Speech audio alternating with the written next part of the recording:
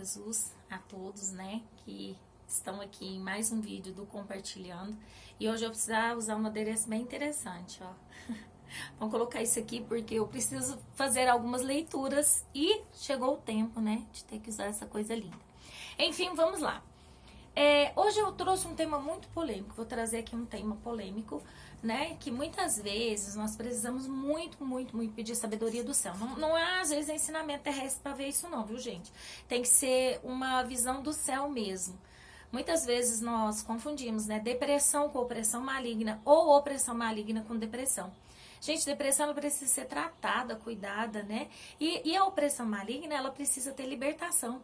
Então, todas as duas tem que haver uma cura, né? Assim como, gente, os milagres de Deus, eles são maravilhosos, né? Às vezes a pessoa considera o milagre de Deus só quando há a cura de um câncer, gente. Mas uma cura de uma unha encravada, que, nossa, às vezes aquela unha encravada é um incômodo, né? Eu nunca tive unha encravada, mas quem tem e já esbarrou em algum lugar aí, vê estrelinha, e é uma unha encravada. Então, é uma libertação. E o que que acontece? Tudo isso precisa de tratamento. Agora, a depressão, ela é um caso muito sério. Por quê? Porque às vezes a pessoa fala, é frescura, a pessoa não quer reagir, a pessoa às vezes ela não consegue não. E se nós julgarmos, né, de uma forma errônea, nós podemos piorar a situação. Então precisamos ter muito cuidado. Gente, sabedoria, quem dá é Deus, né? Ele que dá a sabedoria. Visão do céu, quem nos mostra é o Pai. O Pai eterno, Ele que abre os nossos olhos. Então, que os nossos olhos possam ser abertos para que nós possamos ter cuidado, né, ao tratar isso. E a Bíblia, ela fala, por isso que eu estou aqui com o tema, a Bíblia diz algumas coisas, pontos importantes, que é bom a gente atentar para isso. Então, vamos lá. Eu vou falar de um profeta hoje muito conhecido, né, chamado Elias. Então, Elias era um profeta muito conhecido e abençoado.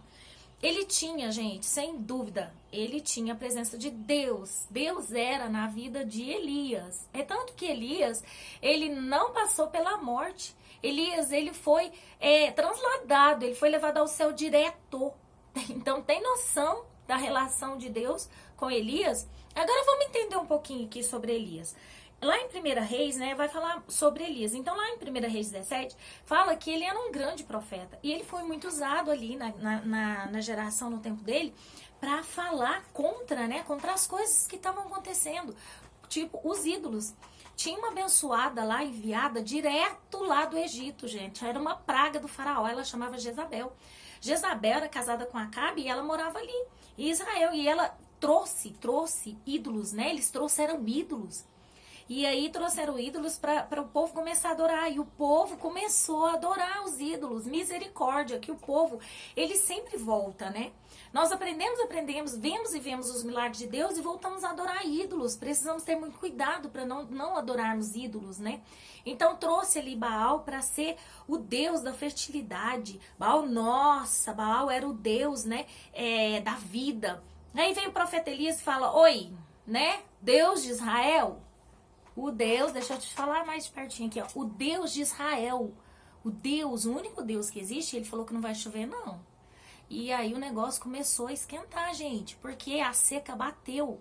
E a Jezabel ficou muito brava, né? Porque, nossa, tava afrontando o Deus dela, o Deus da fertilidade, o Deus da vida, né? De repente tudo secou. Então, Baal já começou a cair ali no conceito, né? E aí, nesse tempo, né? O profeta, ele foge, né? Ele foge por ordem divina. Fugir por ordem divina? Sim. Às vezes Deus te tira. Oi, sim. Por ordem divina, Deus fala, vem esconder aqui na sombra do Altíssimo. Fica aqui quietinho e eu vou tratar de você. Eu que vou tratar, eu vou cuidar de você. E aí ele foge ali para um ribeiro, né? E esse ribeiro, ele... Deixa eu ver aqui, ó. Fugiu para o Oriente, ele fica junto ao ribeiro de Queirote. Lá no ribeiro de Queirote, ele era sustentado pelas águas do ribeiro e por pão e carne, que quem trazia eram os corvos. Bem, não, pela falta de chuva, o ribeiro secou, tá? E aí o ribeiro secou, Deus falou para ele, olha, vai para Serepta, né, lá em Sidom, e eu vou te sustentar de novo lá. E pode ir que tranquilo, já tô preparando. Chega lá, gente. Elias, né, vai e ele é sustentado por uma viúva. Detalhe, a viúva estava pobre, coitada, não tinha condições de sustentar nem ela, o filho dela. De repente, Deus manda vir um profeta para casa dela. E então, assim, ó, muitos processos que você tá passando, vai entender nada, nada, nada. Não tá dando nem para você a graça. É tipo assim, tem hora que você... Já ouviu falar naquele negócio? Guardei as minhas dores na mochila, nas costas e fui ajudar o meu amigo. Então, assim, às vezes você não tá conseguindo nem pra você e Deus tem uma palavra através de você pra vida de alguém. Então, isso aconteceu com a viúva. Ela recebeu já, que Deus mandou Elias, ela recebeu. Porém, ele chegou lá, nossa, faz o pão. Pra mim primeiro, tá? Se sobrar, você e seu filho se alimentam. Detalhe, coitada, ela fez, recebeu o profeta e aí... ele vem e vê a necessidade da viúva. Gente, lá não tinha nem farinha, nem azeite, o negócio estava acabando. E aí vem o milagre da multiplicação, Deus usando Elias. Bom, beleza. Passa um tempo, o filho da viúva morre. A viúva fica desesperada, fala, nossa, o que eu fiz para esse mal vir para minha casa? Às vezes, né, você tá aí cumprindo a vontade de Deus e o mal chega na sua casa que você fala, nossa, parece que assim, eu tô fazendo... Eu recebi o profeta, dei o primeiro alimento para ele. Nossa, o que tá acontecendo, né? E aí Deus vem e faz o milagre de ressuscitar o filho da viúva. Então precisava muito, gente, né, do profeta chegar ali. Se ele não chegasse ali naquela casa, não teria alimento. Se ele não chegasse naquela casa, o filho da viúva seria enterrado. Então, assim, olha os milagres de Deus quando nós não entendemos nada. Enfim, continuemos. Bom... pela seca, então, Jezabel, ela mandou matar os profetas todos lá de Israel. Mas o Obadias, ele esconde alguns. Então, e eles culpam Elias. Ele fala, Elias, a seca aqui veio porque aquele profeta lá, sabe aquele profeta lá? Não é porque eles tinham desagradado a Deus. Às vezes a dificuldade vem porque o profeta falou, não, é porque você está em desagrado ao Senhor. Então é por isso que veio essa provação. É por isso que está passando isso. Então, não é o profeta não, tá? O profeta não é culpado, não. Precisa voltar e fazer esse conserto, né? Então eles não queriam consertar, não. Jezabel e Acabe queriam matar mesmo Elias. Aí, beleza. Elias, então, ele convida todos, né, de Israel para o Monte Carmelo e faz o confronto dos profetas de Baal. E aí vocês sabem o que aconteceu, né? Os profetas de Baal não estavam lá, né, com esse mérito todo, até porque era de Baal, né, não era do Deus vivo. E aí eles montaram ali o holocausto, eles aceitaram o desafio, né, de montar ali as suas ofertas e o Deus deles tinham, né, que vir ali sobre aquele sacrifício, só que não veio. Ixi, podia gritar, podia chorar, podia espernear, não veio e não vai vir, gente. Só existe um único Deus, é o Deus de Israel. Então não veio e Deus abençoou Elias ali e os profetas foram mortos, né, mortos ali a fio da espada. Deus abençoou Elias e mostrou ao povo de Israel, né, trouxe de novo a memória, a lembrança, gente, porque misericórdia, como o povo gosta de sair, né, da presença de Deus, desacreditar do Senhor e ir de novo aos profetas de Baal, voltando de novo aos ídolos. E o Senhor sempre mostrando, né, olha, volta ao lugar secreto, volta ao lugar da confiança, volta onde eu determinei, só há um Deus. E adorar outros deuses, gente, Deus abomina isso, né? Não adora outros deuses. E aí, o que aconteceu? A Jezabel falou, agora nós mata ele. Vamos matar esse homem. E agora que vem a parte interessante, gente. Deixa chegar mais pertinho aqui, ó. Elias vivia uma vida com Deus? Vivia. Ele tinha uma relação com Deus? Tinha. Ele sabia quem era Deus? Sabia. Porém, ele entrou num tempo de cansaço. Sabe, ele fugiu, lá em 1 Reis 19, 1-4, diz que ele ficou tão desanimado, gente, que ele desejou a morte. E aí entra uma situação, né, aqui, que eu quero falar pra vocês, sobre essa questão, né, de desejar a morte, de ficar desanimado, de ficar ali, né, primeiro ele ficou debaixo de um pé de zimbro, deitou ali e falou, ai, eu quero morrer, ficou só eu. E é um momento normal e natural, sabe? Desse desânimo, desse cansaço. Mas aí o Senhor vem e fala pra ele, vamos, meu filho, levanta, come, que a sua caminhada é longa. Come e bebe, porque a caminhada é longa. Então, Elias levanta e vai. Quando ele mais pra frente entra dentro de uma caverna e ele fica ali, né? E ele diz, ai meu Deus do céu. Então eu quero ler aqui com vocês rapidinho. 1 Reis 19 diz assim: ora, Acabe contou a Jezabel tudo que eles tinham feito e como havia matado todos aqueles profetas à espada. Por isso, Jezabel mandou um mensageiro a Elias para dizer-lhe que os deuses me castiguem com todo rigor, se amanhã nesta hora eu não fizer com que sua vida o que você fez com a deles. Elias teve medo e fugiu para salvar a vida. Em Betseba de Judá, ele deixou seu servo e entrou no deserto caminhando um dia. Chegou a um pé de giesta, sentou-se debaixo dele e orou pedindo a morte. Já tive bastante, Senhor, tire a minha vida, não sou melhor do que meus antepassados. Depois se deitou debaixo da árvore e dormiu. De repente um anjo tocou nele e disse, levanta-te e coma. Elias olhou ao redor ali junto à sua cabeça, havia um pão assado sobre as brasas quentes e um jarro de água. Ele comeu, bebeu e deitou-se de novo.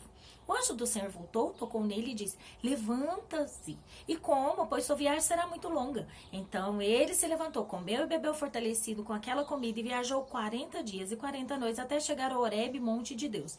Ali entrou numa caverna e passou a noite. E as palavras do Senhor veio a ele. O que você está fazendo aí, Elias? Ele respondeu, tenho sido muito zeloso pelo Senhor, o Deus dos exércitos. Os israelitas rejeitaram a tua aliança, quebraram os teus altares e mataram os teus profetas à espada. Sou o único que sobrou e agora também estão procurando para matar-me. Enfim, gente.